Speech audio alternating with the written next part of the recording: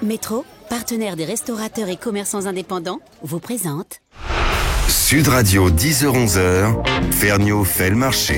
Bonjour les amis, dernier dimanche de marché avant Noël et Dieu sait que c'est un gros marché. Alors pour vous, vous imaginez bien que c'est important, mais pour les commerçants des métiers de bouche qui vous servent toute l'année mais qui là se décarcassent pour trouver les produits d'exception qui vont venir orner vos tables de Noël, eh bien je peux vous dire que c'est une sacrée période.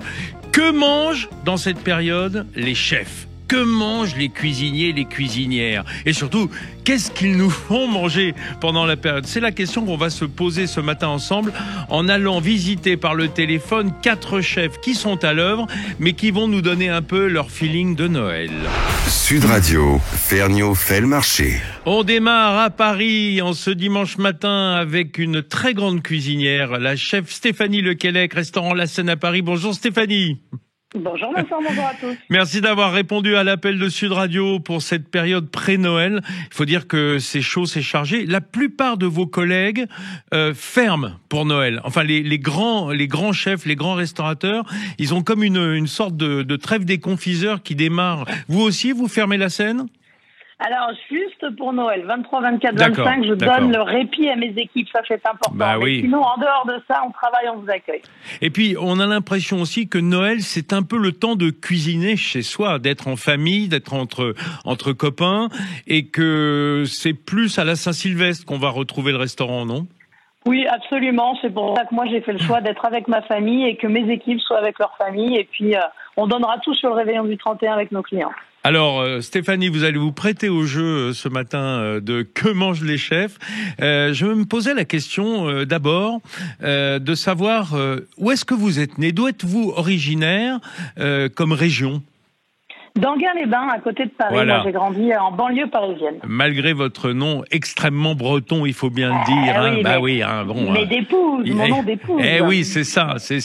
D'ailleurs, on salue votre mari, qui est un très bon cuisinier également. Alors, Stéphanie, la première question, c'est souvenirs d'enfance. Je poserai la question à vos confrères qui vont se succéder à l'antenne. Vos premiers souvenirs de Noël à table. Alors, je parle pas de tout ce qu'on a, les cadeaux autour du sapin et le Père Noël. Mais à table, qu'est-ce que c'était dans la famille chez vous ? D'abord, c'était l'événement parce que c'était chez nous que ça se passait, on recevait toute la famille. Donc, on était 18-20 autour de la table. L'appartement était tout petit, alors on poussait les meubles, mon père construisait une immense table. Donc déjà, c'était une ambiance assez joyeuse, assez excitante pour les petites filles qu'on était avec ma sœur. Et puis, c'était un menu à rallonge parce que on passait genre 5 heures à table. On adore ça, non ? Même quand on est petit. Oui, alors nous, on passait pas forcément, on allait jouer un peu entre-temps, mais c'était d'abord les jolis fruits de mer, puis les boudins blancs aux pommes, puis la dinde au marron avec pommes purées, fromage évidemment, et puis les bûches. Donc on était sur, je sais même pas si aujourd'hui on pourrait encore manger autant. Qu'est-ce qui cuisinait chez vous ? C'est ma maman. C'est vraiment ma maman qui... Et alors après, à partir de l'âge de 11-12 ans, je me suis mise à l'aider, évidemment. Et moi, à confectionner à partir de 12 ans, je faisais les bûches. Je m'occupais de la partie sucrée. Mais sinon, c'est vraiment ma maman qui faisait bouillir la marmite sur les fêtes. Oui, vous diriez qu'à cette époque, c'était déjà la naissance de la vocation pour vous d'être chef ? Oui, totalement. J'ai baigné dans cette ambiance de cuisine par ma maman et par mes grands-mères, notamment sur les grandes tablées familiales. Donc clairement, ça me trottait déjà dans la tête, oui. Alors, vous êtes vraiment une cuisinière d'exception, multi-étoilée, avec le succès qu'on vous connaît sur votre terroir, puisque vous êtes francilienne. Stéphanie, aujourd'hui, dans vos restaurants, et notamment à la Seine, c'est quoi l'interprétation de la période de Noël ? Quels sont les plats qui vont vraiment illustrer cette période ?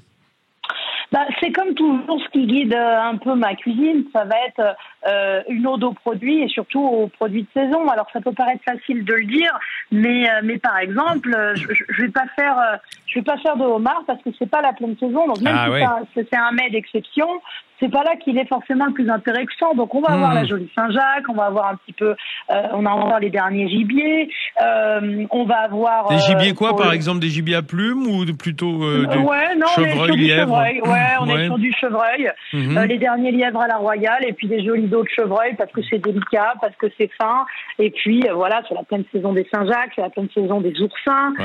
Donc on va plutôt être autour de ces produits-là, travailler de manière, d'abord aller chercher le produit d'exception, les noix de Saint-Jacques, vous savez, 3-4 au kilo, énormes, qu'on va ouvrir à la minute pour qu'elles soient d'une extrême fraîcheur et qu'on ressente cette mâche et cette texture pour le client, petit peu d'oursin pilé, enfin voilà, une cuisine finalement très simple qui me caractérise, mais autour des produits d'exception du moment. C'est vrai que ça vous caractérise, je dirais, alors un peu comme tous les grands chefs aujourd'hui, on peut pas faire l'impasse sur le produit, vous savez à quel point moi aussi je suis sensible à ça, la qualité du produit, le sourcing comme on dit, d'aller faire son marché, mais vous avez une manière de sublimer qui est extrêmement délicate, c'est-à-dire que vous ne violentez jamais le produit en matière d'épices, en matière d'aromates, en matière de sauce.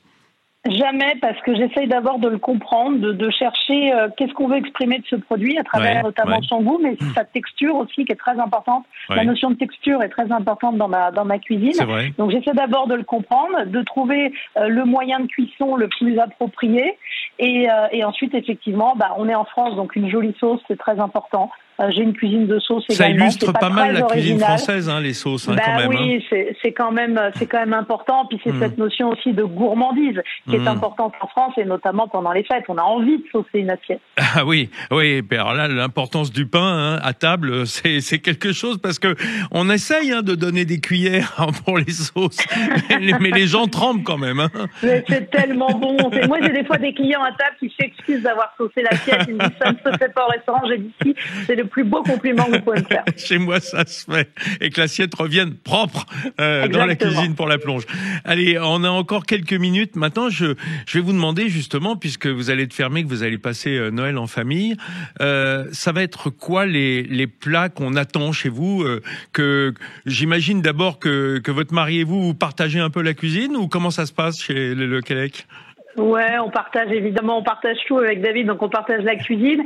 Moi, si vous voulez, je suis de plus en plus. D'abord, on va être nombreux, on va être 22 chez moi.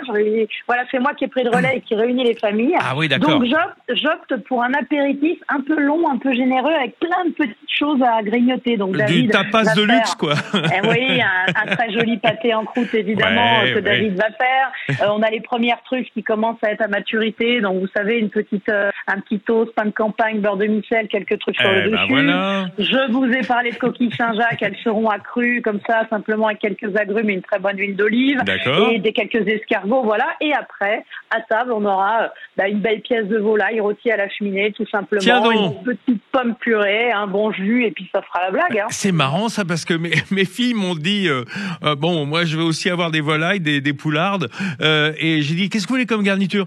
Tu ne ferais pas une purée de pommes de terre? Comme vraiment, il n'y a pas, un peu généreuse en beurre, le petit jus qui va venir la perler, et je pense que ça suffit au bonheur. Et alors, justement, vous êtes cuisinière et donc pas pâtissière. Alors, est-ce que vous allez vous souvenir de vos premières amours d'enfance et de jeunesse? Est-ce que c'est vous qui allez vous charger de la bûche ou pas? Non, j'ai un merveilleux chef pâtissier qui fait ça très bien dans mes maisons. Donc je mangerai une bûche Pierre Chirac, moi, voyez, pour Noël. Ah, et alors, à quoi sera-t-elle cette bûche? Faites-nous un petit peu rêver. C'est surprise ou Non, on a quatre parfums disponibles, mais moi cette année je vais opter pour thé vert et agrumes. Vous voyez, thé vert bergamote, agrumes, parce que en fin de repas, j'ai envie d'un peu moins de sucre, j'ai envie de fraîcheur, j'ai envie de légèreté, et je trouve que cette année cette bûche qu'on a fait avec Pierre est formidable. Donc moi j'opte pour thé vert et bergamote et agrumes cette année. Ah, j'aime bien la bergamote qui est déjà un agrume, donc on est déjà dans la note zestée, sur l'écorce d'agrumes. Allez, un dernier mot, chère Stéphanie, on peut pas faire l'impasse sur les breuvages qui vont accompagner ce réveillon, ces réveillons. Vous avez évidemment une cave qui est fournie au restaurant, mais chez vous, chez votre mari et vous, on a toujours des petits coups de cœur en matière de vin en France. Faut dire que la carte est tellement large en matière régionale. C'est quoi vos vins chouchous, enfin les vins de la maison? Évidemment, il y aura une jolie cuvée de champagne. Chez des champagnes de vignerons. Ouais. J'aime beaucoup une vigneronne qui s'appelle Françoise Bedel, notamment. Une cuvée entre ciel et terre qui est absolument formidable, que j'ai toujours plaisir à faire découvrir. Donc, ça sera ma cuvée de champagne. Ensuite, ça peut être des blancs, vous savez, très simples, parce que quand on va être sur l'apéritif avec des crustacés, des coquillages, comme je vous ai dit, vous savez, un Sancerre, tout simplement, qui est assez vif, de la maison Vacheron, notamment, que j'aime beaucoup, qui est une bouteille assez abordable au vu du niveau de qualité, ça c'est formidable. Et puis, il se peut que j'aille du côté de la vallée du Rhône, sur un moment du repas sur le rouge, vous voyez. La belle Syrah, quoi, ça vous cause, ça? Voilà, c'est pas mal, si ça a une dizaine d'années, c'est encore mieux. Oui, parce qu'il faut quand même pas violenter votre volaille, hein. Il faut être gentil, faut la caresser, même si l'accord de la volaille, souvent, ça appelle quand même un blanc, mais nous, on aime bien quand même à un moment, on aime bien avoir un verre de rouge. Donc on fera l'entorse sur l'accord mais vin pour le plaisir de la bouteille, tout simplement. Bon, merci beaucoup, Stéphanie Quellec. On rappelle qu'en revanche, Mam, votre traiteur, est ouvert, hein. Il est ouvert et j'y suis. Il est au boulot, hein. Voilà, j'y suis le 24 au matin pour donner les commandes à tous les petits voilà. Écoutez, c'est merveilleux. Si vous le voulez bien, je vais appeler un jeune chef très prometteur, Guy Savoy, juste après vous, pour lui poser les mêmes questions, puisque lui aussi Paris est son terroir. On se retrouve dans quelques minutes avec Guy Savoy et joyeux Noël à vous, Stéphanie. Joyeux Noël, merci Vincent. Métro, partenaire des restaurateurs et commerçants indépendants, vous présente Sud Radio, 10h-11h, Ferniaud fait le marché. Retour ici pour le dernier marché d'importance avant Noël. Et ce matin, on interroge les chefs, les grands chefs, pour savoir ce qu'ils mangent et ce qu'ils nous font manger. Parce que ça nous intéresse encore plus. Parce que ce qu'ils mangent, ça nous renseigne quand même, vous allez voir. Et là, je viens de passer un petit coup de téléphone à un des rois de Paris, à la Monnaie de Paris. C'est Guy Savoy. Bonjour Guy. Bonjour, Vincent. Guy Savoy. Alors Guy Savoy, il faut savoir que c'est un homme qui a passé toute son enfance à Bourgoin-Jallieu. Pour ceux qui ne savent pas, parce que Guy, je suis désolé, mais je fais toujours un peu de géographie pour expliquer. Il faut. Bourgoin-Jallieu, c'est pas très loin de Lyon, vers l'est-sud-est. C'est le nord de l'Isère, donc c'est quasi à la frontière de l'Ain et de la Bresse. Hein. C'est pratiquement le même terroir. On n'est pas loin, en tout cas, on est vraiment semblable dans l'esprit, quoi. Voilà. C'est pour ça que je m'entends tellement bien avec l'ami Georges Blanc. Ah voilà. Ça, il y a une bonne entente, c'est sûr, et puis culinaire aussi, j'imagine. Alors, mon cher Guy, je rappelle que vous êtes pour la 8e année, je crois, premier sur la liste, meilleur chef du monde. Ça fait toujours du bien, quand... C'est restaurant, c'est pas chef, c'est restaurant. Parce que la liste qui se nourrit, c'est qu'à le dire, de plus de 1000 sources, tient compte de tout ce qui se dit sur le restaurant, aussi bien sur la cuisine que l'environnement du restaurant, que vous avez raison. Vous avez raison de laisser aller. Mais cela dit, j'ajouterais que généralement aussi les étoiles rouges du Michelin qu'on attribue aux chefs, c'est aussi aux maisons qu'ils sont en fait attribués. Ce sont pas les chefs qui portent les étoiles, hein. Alors voilà. Donc, au fond, c'est bien de noter les restaurants, mais c'est incarné quand même par le chef, hein. Il y a rien à faire. C'est lui qui met l'âme dans la maison, absolument. Alors, Guy Savoy, je vous ai appelé parce que je pose la question à vos confrères et consoeurs, puisqu'on était avec Stéphanie Lequelec il y a quelques minutes, de savoir un peu comment l'esprit de Noël jaillit et comment l'esprit de Noël perdure dans vos belles maisons et chez vous. Alors, il faut le savoir, la première chose, puisqu'on parlait de Bourgoin-Jallieu, c'est de vous demander quels sont vos souvenirs d'enfance de Noël. Alors, je parle pas du sapin et des cadeaux, mais vraiment à table. C'était comment chez vous ? Alors, nous, on était une famille de 5. Alors, Noël, c'était tous les 5, quoi. Les parents, mon frère, ma sœur et moi. Ouais. Alors, il y avait quand même un événement, parce qu'il faut se remettre, 65 ans, plus de 60 ans en arrière. Ouais. Toujours, nous, on attendait les huîtres. Parce que toute la famille aimait les huîtres, et des huîtres à Bourgoin-Jallieu, il y en a pas beaucoup dans le terroir, c'est sûr. Voilà, absolument. Hein. On est plus habitués aux volailles, aux aux poissons d'eau douce et écrevisses et autres. Mais voilà. Du coup, c'était votre mets d'exception, quoi. C'était le miracle de Noël. C'était l'événement, voilà. Les huîtres. Et elles venaient d'où, généralement, Marennes-Oléron, Non, c'était Bretagne. Hein, je me souviens, c'était Bretagne. J'étais pas du tout spécifique, mais moi j'adorais ce goût iodé, cette sensation de fraîcheur, tout ça. Moi, c'est ce que je retiens. Et puis aujourd'hui encore, ça met en appétit, quoi. Hein. Ça prépare. Voilà, absolument. C'est une entrée. En fait, c'est une entrée qui ne gave pas. Voilà, on n'est pas d'emblée avec l'entrée déjà rassasié, ce qui permet d'apprécier. Alors après, c'était toujours, comme on n'était pas très nombreux, une table de 5, c'était toujours, ma mère faisait toujours retire une noix. Elle m'a donné le goût de cette volaille. Parce que l'oie, déjà, on va dire, c'est un bel objet. C'est vrai. Cette forme allongée et qui va parfaitement pour 5, 6, 7 personnes, pas plus, parce que c'est vrai que c'est pas très très très très charnu. C'est pas une dinde, une oie. Donc les dindes, il faut réserver ça si on est plus de 10 à table. Mais autrement, l'oie, ça va parfaitement. Et puis on avait toujours, avec cette oie, le gratin de cardon, qui est quand même traditionnel on peut dire la région lyonnaise. Quoi, voilà. Oui, magnifique. Et en fait, elle ne mettait pas de moelle, parce que le gras de l'oie suffisait largement. Alors justement, pour nourrir ces cardons. Guy, est-ce que c'était des oies grasses dont on avait prélevé le foie gras, ou est-ce que c'était de l'oie de chair comme Non, c'est des oies de chair comme on trouve dans l'Isère pour faire un jeu de mots pour faire un jeu de mots sur les départements. Mais non, c'était pas une oie grasse. On n'est pas dans le sud-ouest, on est dans le sud-est. Bien sûr, bien sûr. Voilà. Donc c'est plutôt l'est, quoi. C'était une bonne oie, c'était une oie de ferme. D'accord. Qui était toujours très savoureuse parce qu'il y a une odeur de l'oie. Il y a quelque chose de différent. Et je trouve que la couleur de l'oie rôtie est unique. Mais j'ai aperçu sur les réseaux sociaux, vous avez fait une oie là récemment, j'ai vu une vidéo. Absolument, donc ça perdure chez vous. Voilà. J'ai voulu montrer la découpe de l'oie parce qu'en fait, on s'aperçoit que certains la coupent un peu. Moi, j'aime bien trancher les filets dans le sens de la longueur pour avoir des belles tranches que j'associe. Un peu comme des aiguillettes, quoi. Hein. Absolument. Et puis la cuisse, on peut la couper entre le gras de cuisse et le pilon, on peut faire 5-6 morceaux sans aucun problème. Et cette oie, je sais que par exemple en Alsace et en Lorraine, c'est encore assez tradit, notamment en Alsace.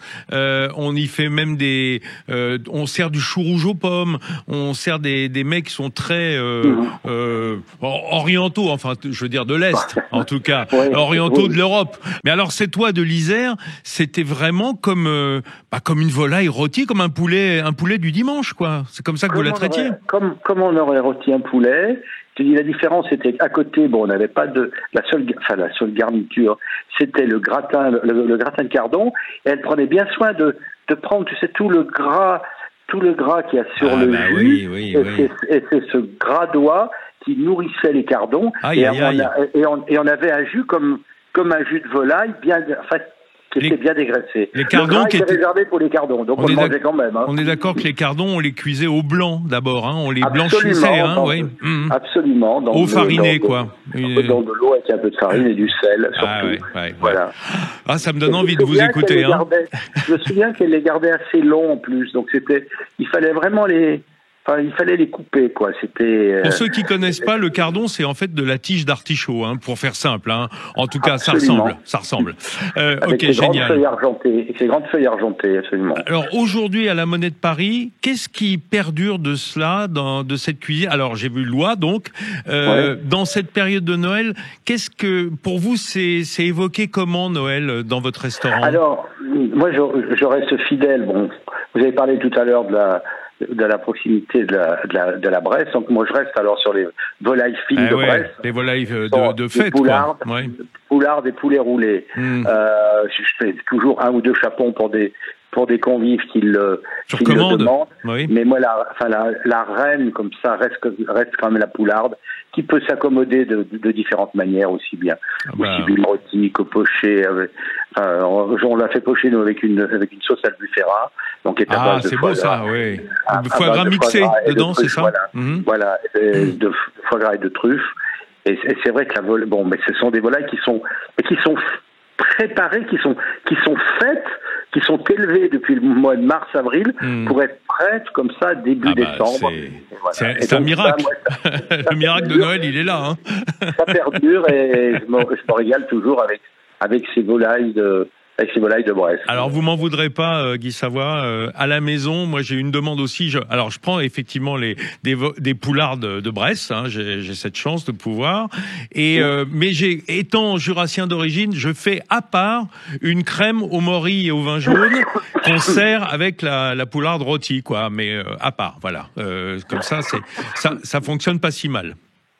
Voilà. Non, mais c'est vrai que ça marche avec les morilles. Mais alors, si je puis me permettre, il y a un petit décalage de saison quand même. Ah oui. La morille. Ah oui, mais je les prends sèches, séchées. Il faut quand même attendre les vraies morilles fraîches du mois de mars. Ah ouais. De mars-avril. Mais là, la truffe, parce qu'on s'aperçoit que ce serait qu'une dinde. Tiens, une dinde pochée, par exemple. Je recommande toujours de pocher la dinde.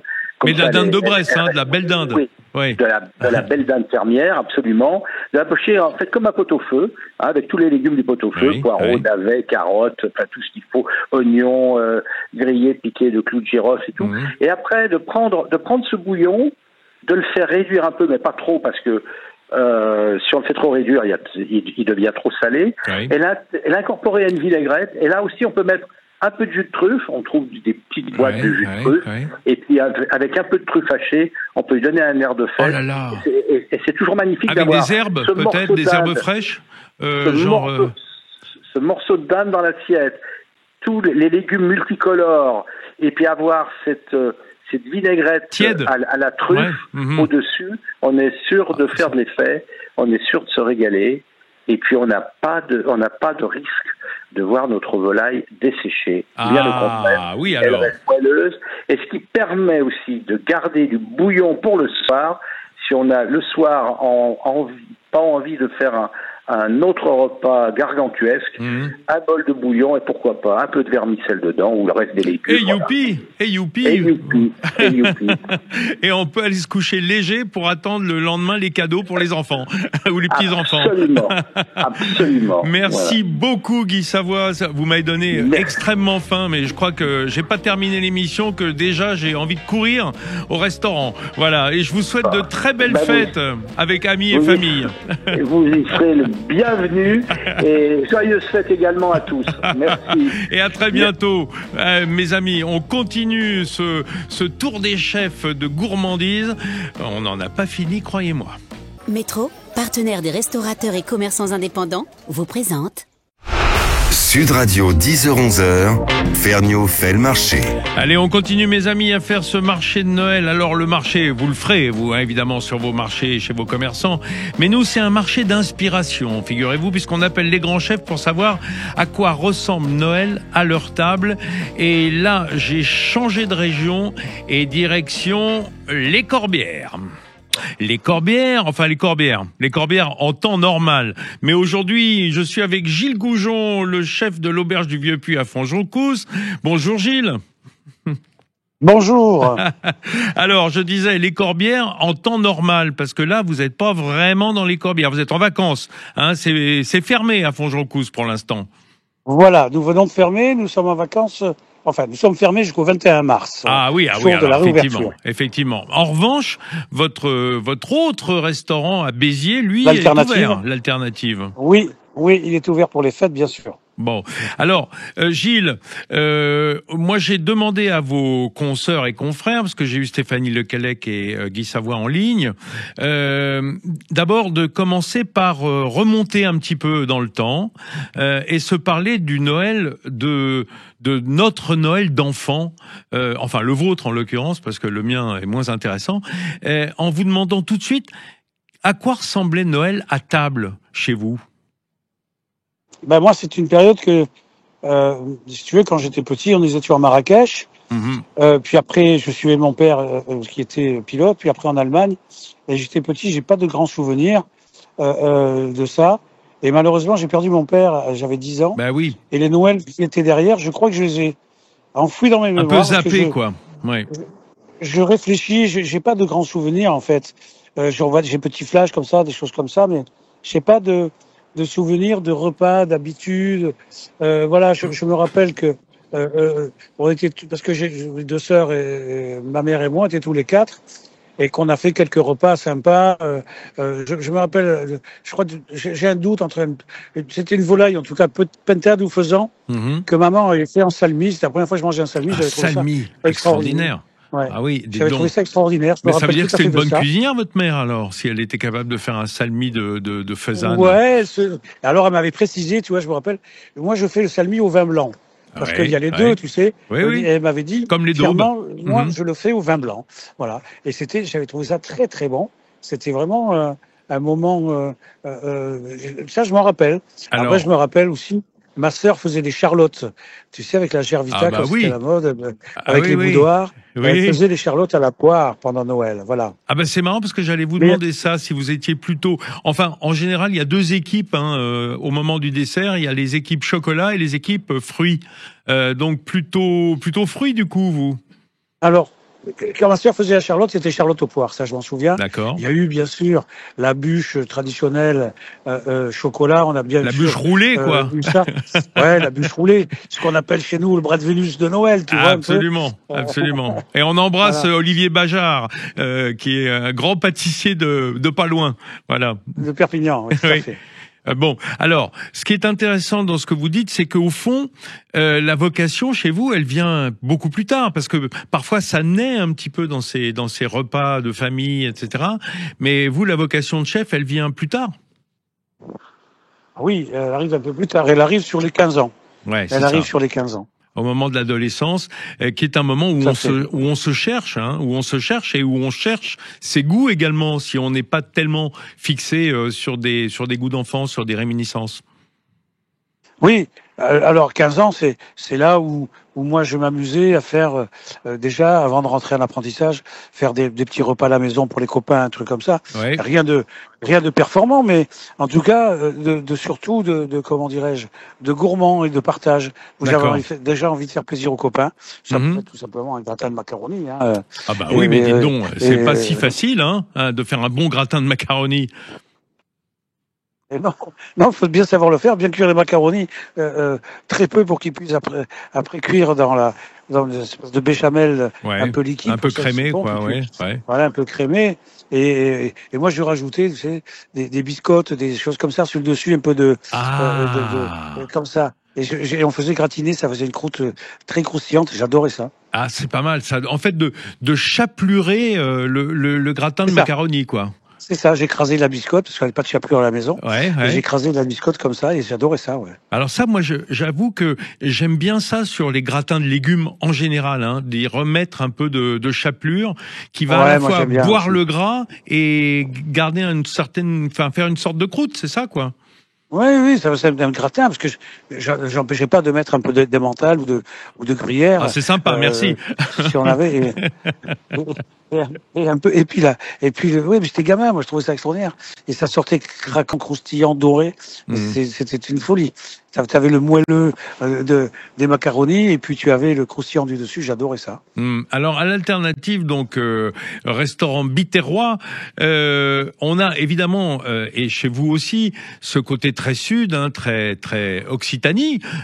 Du coup, Noël prend une couleur un petit peu sudiste, j'imagine, dans les mets choisis. D'abord, il y a sûrement les huîtres de l'étang de Thau qui est pas loin. Oui, alors bien sûr, on a l'accent sudiste, mais pas que. Tu vas voir, je vais te donner. Alors bien sûr, il y a les huîtres tarbourièges qui sont les meilleures huîtres du monde.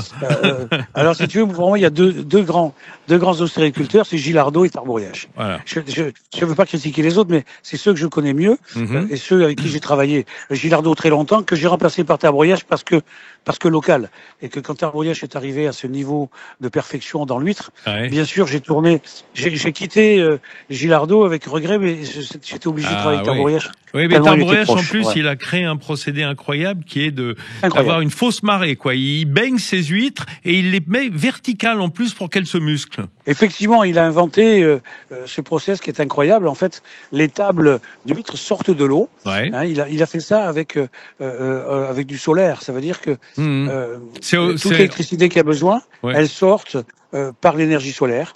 Et elles sortent au moment où il fait le soleil et où il fait bien sec. Ça veut dire que l'huître, elle va être éprouvée comme si c'était une marée, parce qu'elles sont sorties de l'eau sur leur fil. Hein, elles sont éprouvées par le soleil, etc. Donc, qu'est-ce qui se passe? Il se passe que les algues qui peuvent y avoir autour grillent. Donc, et l'huître, elle souffre, donc elle se renforce pour se fermer. Ouais, elle force son petit muscle. Ah oui, et donc elle a plus de marge. Et oui, sinon elles sont peinardes. Et tu vois, et quand il replonge, en fait, l'huître n'a plus d'algues autour, elle se nourrit mieux. Hein, et ben voilà. Et voilà. Et ça, c'est vraiment un truc qui est extraordinaire. Et maintenant, il est copié puisque son brevet a dépassé les années. Mais c'est quand même lui le grand inventeur de ça, et ça on pourra pas l'enlever. C'est un gars, c'est un petit génie en fait. Hein. Bah voilà, un petit génie occitan. Et alors vous me disiez, on est sudiste, mais pas que. Donc ça prend quel tour Noël à l'alternative? Quel produit est le roi? Alors tu sais que c'est un restaurant normalement que de poissons, crustacés, etc. Oui, bah mais on s'autorise. Toute l'année, on s'autorise la volaille, en fait, la basse-cour. Donc là, on va jouer ça, et la basse-cour derrière. Mais la belle basse-cour. Donc on va commencer avec des huîtres carborièges, justement, avec une petite gelée. Et là, on amplifie un peu, on va mettre un peu de caviar dans cette gelée pour être un peu Noël, quoi. Donc, bah oui, un peu bling-bling quand même. Hein, voilà, faut que ça brille, c'est Noël. Bah oui. Faut pas s'en priver les jours de Noël. Et l'entrée, ça va être. C'est pour ça que je dis, c'est pas que. On va faire un gratin avec des médaillons de langouste royal de Bretagne. Ah oui, bah faut dire que c'est la meilleure du monde là aussi, hein. Bah oui, bien sûr. Avec un gratin, avec à la courge et une sauce américaine à la castagne. Entendez parler à la châtaigne. Oui. Il faut être un peu corse, hein, là, pour suivre voilà. Ah, mais tu sais, la castagne, il y avait un grand chanteur toulousain qui savait en parler aussi. C'est vrai, oui. Même les mémés aimaient la castagne. Et les mémés aimaient la castagne, exactement. Et donc, ça sera le premier plat. Après, nous allons faire de la grosse sole qu'on va farcir très légèrement. On appelle ça longueur parce qu'on va la farcir très légèrement avec une farce de poisson crustacé et de truffes parce qu'on va lancer la truffe presque tout le menu. Ouais. Et on va la moi généralement j'attends janvier, mais c'est vrai que là on peut quand même en fin décembre, on a le droit de commencer à avoir de la truffe. Hein. Alors oui, mais elles sont un peu précoces. Plus que d'habitude. Elles sont un peu précoces. C'est fou, elles sont déjà bien noires et déjà parfumées. Donc elles ont été très précoces, c'est vrai. Donc on va pas s'en priver, on va mettre la belle truffe et on va tailler la sole dans sa longueur. Et j'appelle ça longueur de sole. Ah, c'est beau ça. On a un long filet comme ça, c'est très très beau. On va servir ça avec des artichauts avec une barigoule truffée, tu vois. Et ça c'est bien ça. Un peu tiède, l'huile d'olive parfaite, pas trop chaud l'artichaut. Et un petit peu de truffe, là, pas trop cuit, l'artichaut qui a ce côté fenouillé avec la truffe qui est extraordinaire. Et en dessert, Gilles Goujon, parce qu'on a quand même. Alors avant le dessert, on va faire. Mais il reste plus que 40 secondes. Alors il faut courir. Alors déjà. Alors on va faire un chapon. La tradition, on s'est toujours dit le chapon cotisé à la truffe de Sylvain Millat, qui est à côté de chez nous, qui nous fait des beaux chapons qu'on va retirer à la broche, parce qu'on a une très belle broche. Et en dessert, je vais vous surprendre, on va pas faire de la bûche. Pourtant, Axel a fait des bûches fantastiques, mais on va terminer sur quelque chose de léger, sur une clémentine corse, qui va être la peau semi-confite, fourrée d'un sorbet mandarine maison qu'on récupère avec le jus. Oh, j'aime bien l'idée, c'est l'orange givrée revue à la mandarine, quoi, à la mandarine corse. C'est ça, tout à fait. Avec un petit praliné à la pistache et un tartare de mandarine. Et comme c'est Noël, on fait une sauce chocolat mandarine. Ça veut dire qu'on fait une belle sauce chocolat avec un beau chocolat avec beaucoup de profondeur de 70%, et dans lequel on met une petite réduction, mais pas trop réduite pour qu'on garde bien la fraîcheur, de jus de mandarine. Bon, voilà. Si j'ai bien compris. Alors là, parce que là, je peux vous dire, moi, c'est un souvenir d'enfance, l'orange givrée. Là, ça me cause, votre mandarine. Si je comprends bien, le père est en vacances, mais les fistons, ils bossent pendant ce temps-là, alors. Les fils Goujon, ils sont au travail. Et là, ils sont en vacances, mais ils vont bosser quand même, oui, bien sûr. Ouais. Et le 23, ils vont donner un coup de main. Et la mandarine, moi, c'est un souvenir d'enfance, par contre. Ah ouais, génial. C'est des choses qui me restaient. On coupait ça quand j'étais tout petit. Tu vois, quand j'étais au Maroc, on sortait la mèche, là, on allumait. Avec un peu d'huile d'olive. Et ça nous faisait une bougie, c'était fantastique, c'était très joli. Eh bien, j'ai ce souvenir-là. J'invite vraiment tout le monde parce que on oublie trop souvent que ces agrumes sont des fruits d'hiver. C'est vrai qu'ils évoquent le soleil. Oui. On en profite. Merci beaucoup, Gilles Goujon. Bonne fin de vacances alors, et bonne reprise pour être avec nous à Noël quand même.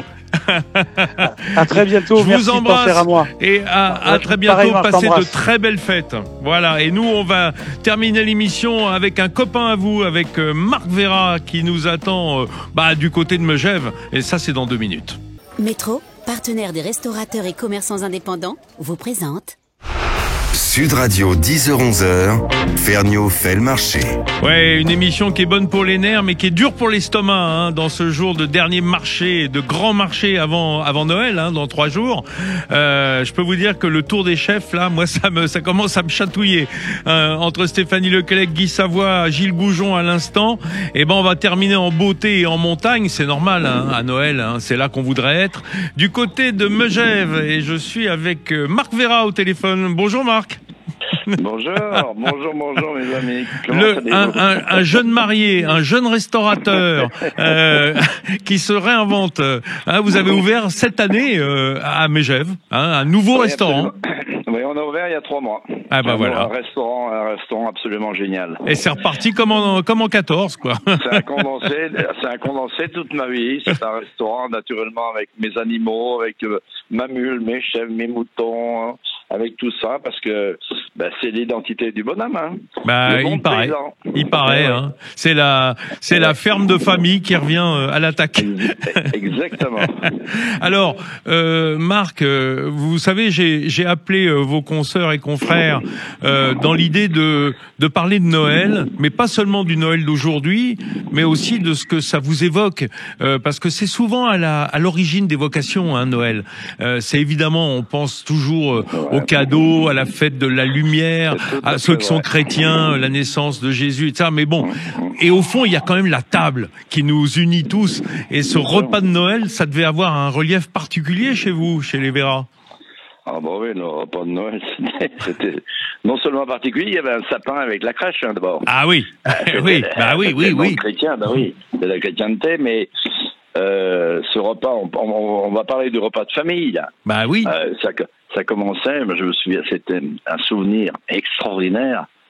Une bassine qui cuisait sur la cuisinière, une bassine en inox qui cuisinait avec du chocolat épais. Mais non.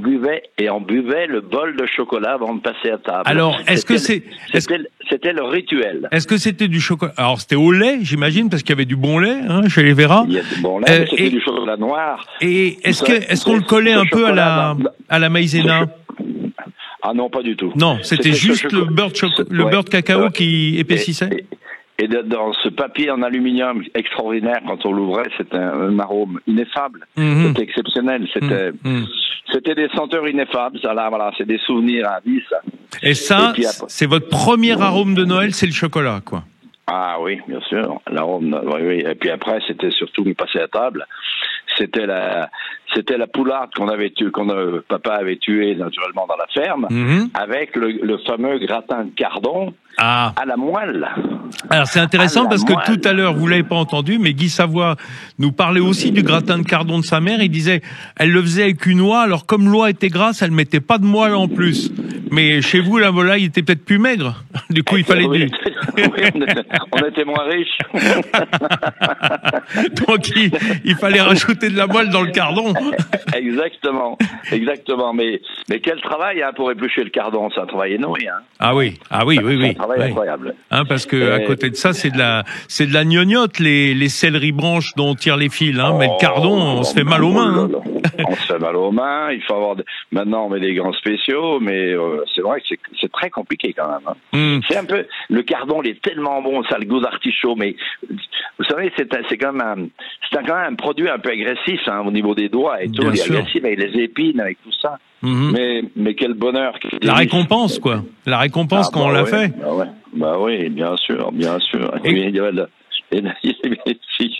j'ai quand même un souvenir de Noël, moi. Ouais. Une anecdote à vous raconter assez incroyable. Avec plaisir. J'étais tout bébé, tout bébé, donc j'avais 5-6 ans, je m'en souviens très bien. Et ma sœur Marie-Ange, que vous avez connue. Marie-Ange, qu'on regrette, hein. Oui. Nous a quittés il y a quelques années maintenant. Ma sœur adorable.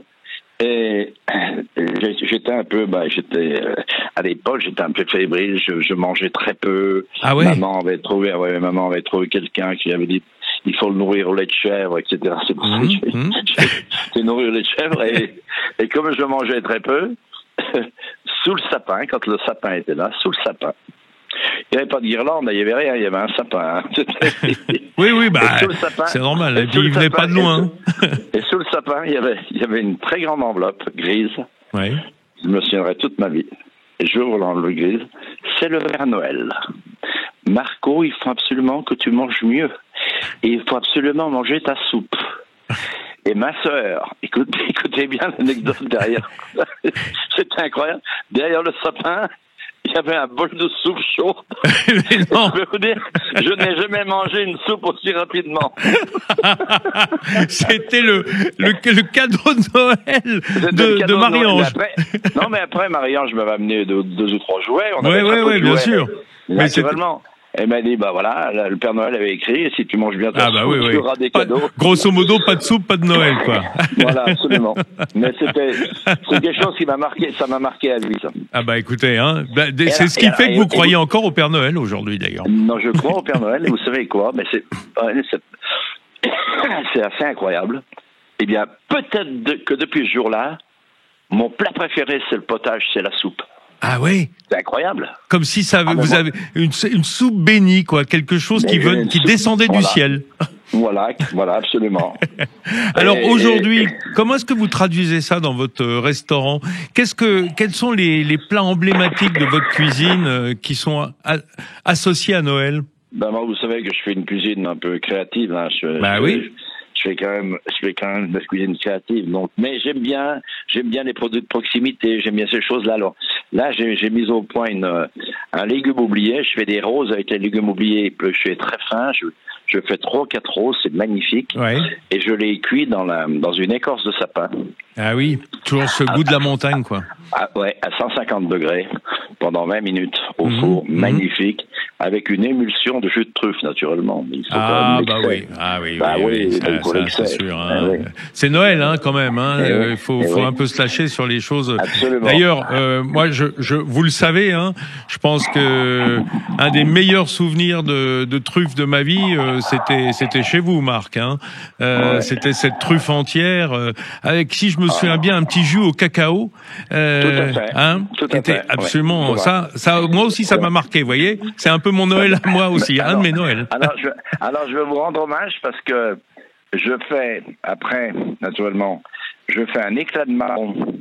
C'est complètement moderne. C'est un éclat de marron qui est cuit dans l'azote à moins 193 degrés. C'est extraordinaire. Et là, naturellement, j'ai mon jus de truffe et mon cacao qui coule sur c'est magnifique. Le revoilà, ce cacao qui accompagne la truffe. On change pas. Une fois qu'on a trouvé un truc, on le maintient, surtout quand ça plaît. C'est normal. Quand ça fonctionne, ça fonctionne. Le goût. Absolument. Mais il faut aussi je dis toujours à mes jeunes, là, il faut savoir aussi se remettre en cause de temps en temps. C'est bien, c'est très important. Et puis, ne pas oublier le goût de terroir, le goût de la proximité. C'est très, très, très important. Oh. Et là, je fais très attention à Noël et au Nouvel An pour qu'on ait de la créativité, mais qu'on ait ce qu'il faut dans l'assiette, qu'on ait du patrimoine, qu'on ait quelque chose qui tient la route, fort, pur, dur. Voilà, ça c'est important. Et alors, pour terminer, si vous faisiez, alors là vous parlez de votre restaurant, mais votre restaurant c'est un peu comme votre maison, donc j'ai posé la question à vos amis de savoir chez eux, à la table familiale ou de copains, quel est le plat qui représenterait Noël chez vous, chez Marc Verrat? Alors moi je vais vous dire, je vais un peu vous surprendre, mais moi, je fais un potage de petits marrons avec une émulsion de lard et de lard et de marron dessus. C'est exceptionnel. Ah, moi, j'adore. Quelques croutons viennent se greffer autour. Et je trouve que c'est un plat tellement identifié, tellement fort. C'est un plat de chez nous. Voilà, c'est formidable, ça. Mais je suis un amoureux des potages. Mais c'est un potage émulsionné, hein, c'est pas un potage. Oui, mais enfin bon. Oui, mais bon, c'est le goût de Noël, c'est le goût de Noël, hein. Voilà. Exactement, c'est le goût de Noël. Et c'est vrai que c'est authentique chez vous. Merci beaucoup, Marc Vera. Merci. Je vais vous souhaiter de belles fêtes. N'oubliez quand même pas la bûche, s'il vous plaît. Ah, bah oui. Un peu de bûche pour tout le monde. Mais la vraie bûche, hein. Je sais que chez vous, on va croquer dans le bois, hein, dans le mélèze. Voilà, c'est bien. En tous les cas, merci beaucoup. Merci pour Noël. Votre belle émission. Joyeux Noël à vous. Merci d'avoir pensé à nous. Et voilà, les amis, si vous étiez occupés pendant cette émission, ruez-vous directement sur sudradio.fr pour les podcasts ou directement sur YouTube si vous voulez me voir en plus. Je vous laisse avec les infos de 11h. Après, c'est direction Alexandre Devecchio en toute vérité. Et voilà, il me reste à vous souhaiter un super réveillon de Noël en famille ou entre amis et surtout en cuisine. D'ailleurs, vous retrouverez mes recettes de Noël sur mon compte Instagram @vferniot, @vferniot. Et régalez-vous bien, c'est un ordre. À table et sur Sud Radio. Sud Radio, Ferniot fait le marché. Avec Métro, partenaire des restaurateurs et commerçants indépendants.